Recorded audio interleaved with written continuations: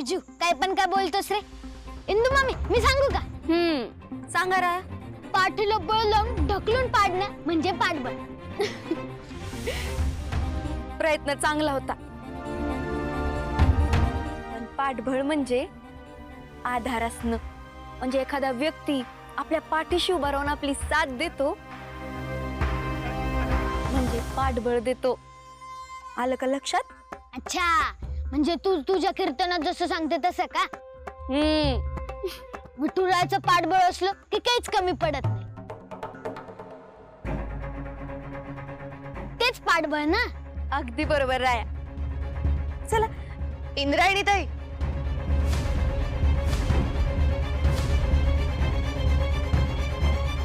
मी येऊ का? हाय मुलांनो. इंद्रायणी ताई, आय एम रिअली सॉरी. तुमचा तास सुरू होता आणि मी मध्येच आले ना. काही काम होतं का? ऍक्च्युली हो. काय की ही मुलं इतकी गोड आहेत ना की यांना भेटल्याशिवाय मला राहावतच नाही. म्हणून मी एक डिसिजन घेतलाय. आता मी इथेच नोकरी करेन कायमची. चालेल ना मुलांनो? पाहिलं किती आवडते मी मुलांना. इंद्रायणी ताई, एकदा का इथे शाळा उभी राहिल्यावर मला शिकवायचा चान्स मिळेल ना? नाही म्हणजे तुमची काही हरकत नसेल तर. तुम्ही लय भारी टीचर आहात. इंदू मामी तुम्हाला नक्की चान्स देईल. हो, पण हे सगळं तुम्हीच म्हणत आहात. तुमची इंद्रायणी ताई तर काही बोलतच नाहीये, गप्पच आहे ती. हो इंदुताई, अगं ती खूप छान शिकवते. तू प्लीज एक चान्स दे ना तिला. इंदुताई प्लीज एक चान्स दे ना. हो ताई, प्लीज एक चान्स दे ना. टीचर खूप मस्त शिकवते. हो इंदुताई प्लीज एक चान्स दे ना. प्लीज एक चान्स दे ना इंदुताई. प्लीज प्लीज ना मम्मी, प्लीज इंदू मामी. अरे हो हो हो, थांबा. तुमच्या इंदुताईला बोलू तर द्या. अगं इंदू मामी हो म्हण ना. जर श्रीकला टीचर शिकवायला आल्या तर तुला पाठबळ मिळेल. वाव यार मुलांनो, किती हुशार आहात रे तुम्ही. इंद्रायणी ताई, चालेल ना मी शिकवायला आले तर?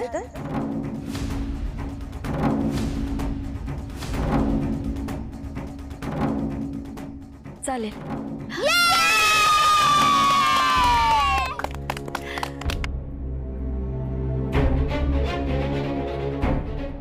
थँक्यू सो मच इंद्रायणी ताई. काय शिकताय तुम्ही? दाखवा बरं मला. वाक्प्रचार. वाक्प्रचार? बर, बघू.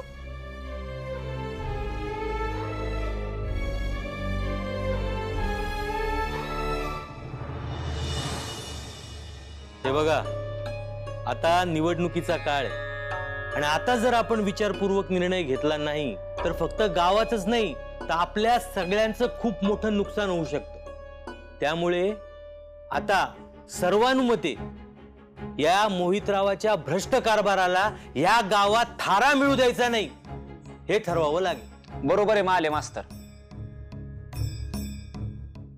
आपल्या गावाला आता नवीन नेतृत्व पाहिजे.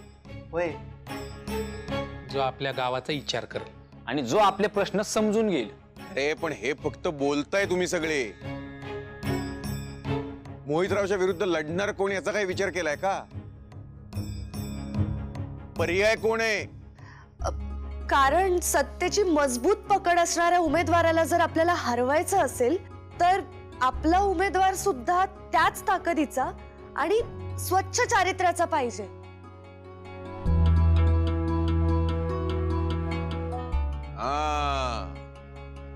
नाव आहे का कोणाच्या डोक्यात कोणाचं? आहे ना, चांगला हाडाचा कार्यकर्ता आहे,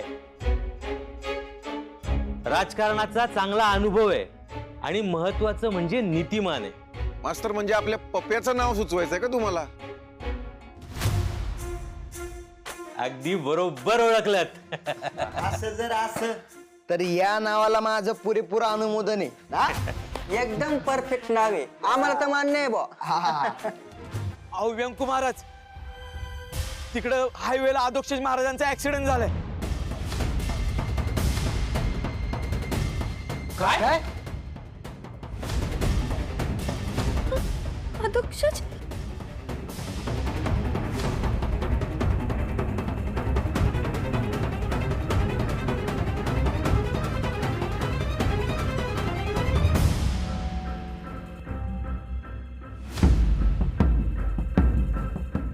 आदू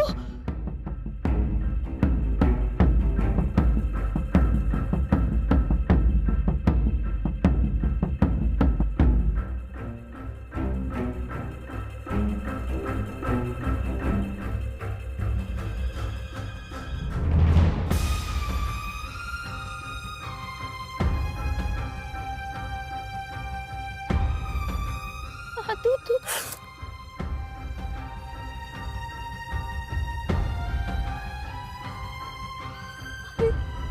किती लागलंय तुला? उगा. असं काही झालं नाही ना? हे कसं काय झालं? तू कुठे गेला? किती लागलंय तुला आदू? अधोक्षज अरे खूप लागलंय तुला. काका मला काय नाही झालंय, फक्त खर्चटलंय थोडं. माझी काळजी नका करू. त्या काकांना माझ्यापेक्षा जास्त लागलंय. यांना वाचवायला गेले ते अधोक्षज महाराज.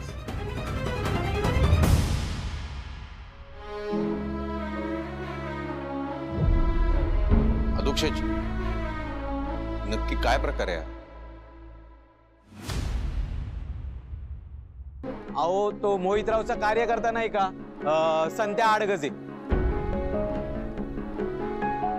त्याचे हे काका सत्तोबा आडगजे. अहो त्या संत्याने त्याच्या काकाला जीवे मारण्याचा प्रयत्न केलाय. काय बोलता? हो.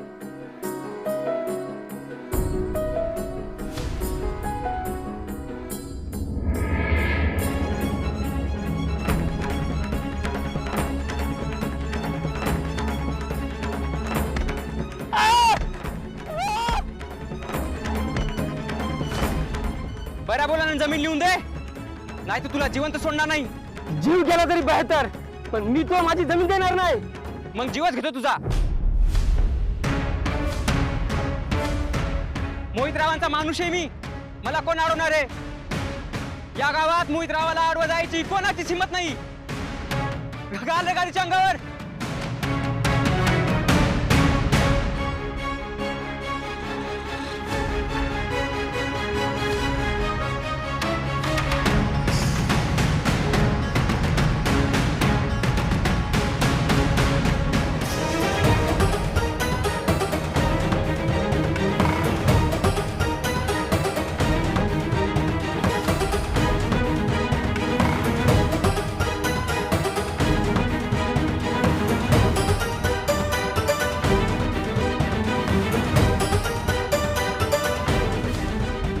कोणावर अन्याय होताना बघू शकत नाही. ए, मोहितरावाचा माणूस आहे मी. काकासोबत तुला पण गाडीन.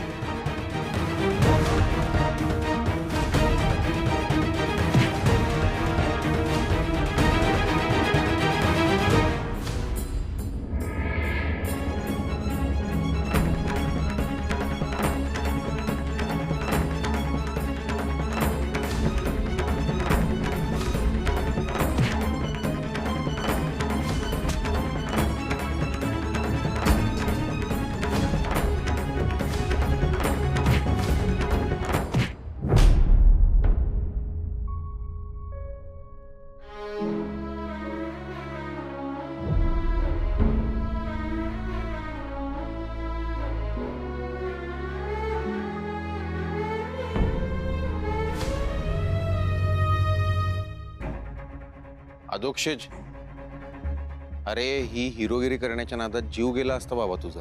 आज हे नसते तर मी मेलो असतो. बघितलं या मोहितरावचे गुंड किती माजलेत ते. हो ना, त्या लाखदेव मामाची जमीन त्या संत्यानं अशीच बळकवली. अहो हॉटेलात बळजबरी घुसतात, पैसे देत नाहीत आणि हप्ता जमा करतात. नाही नाही, पापाची पायली भरली आता. या मोहितरावाच्या गुंडांना आळा घातलाच पाहिजे. होय, पाहिजे. आणि आज जे सिद्ध झालं आदोक्षज महाराज दिग्रसकरच याला आळा घालू शकतात आणि म्हणूनच सरपंच पदाच्या निवडणुकीसाठी मी आदोक्षज महाराजांचं नाव प्रस्तावित करतो.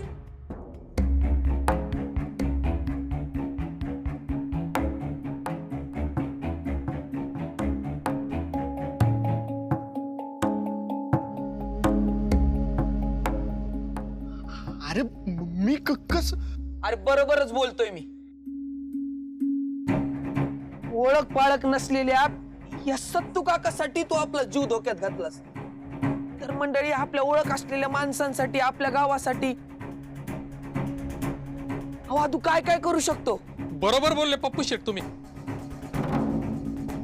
अरे पण सर्वानुमते तुझं नाव नक्की झालंय ना? ते होऊ दे, पण मला असं या घडीला वाटतं की माझ्यापेक्षा अजूनच ही निवडणूक लढावी. अहो मग काय, अहो त्या मोहितरावाच्या माणसांनी त्या आपले शंकर नाना आहेत ना, त्यांनी फक्त 5,000 रुपये दिले नाहीत म्हणून त्यांना घराच्या बाहेर काढलं. अहो त्यांची सगळी बायका पूर्ण रस्त्यावर आली ना. अशा माणसाला कसं निवडून देऊ शकतो आपण? बरोबर आहे. आतापर्यंत ना त्या मोहितरावाच्या माणसाने आणि मोहितरावानं सत्तेचा गैरवापर करत आले आणि गावाला फक्त लुटायचा प्रयत्न केला. जोपर्यंत त्याच्या हातात सत्ता आहे ना, तोपर्यंत तो गावचा छळ करणं थांबवणार नाही. त्यामुळे आता हीच वेळ आहे. खोट्याची सत्ता पलटवायची आणि खऱ्याची सत्ता आणायची. मोहितरावाच्या शक्तीच्या विरोधात लढायला एक शक्तीच पाहिजे, आणि ती आज मला आदोक्षज महाराजांच्या रूपात दिसते. म्हणून आदोक्षज महाराजांनीच ही निवडणूक लढवली पाहिजे आणि जे योग्य आहे ते झालंच पाहिजे. म्हणून मी माझी उमेदवारी मागली. पप्या, बाळा खरंच खूप मोठं मन आहे तुझं.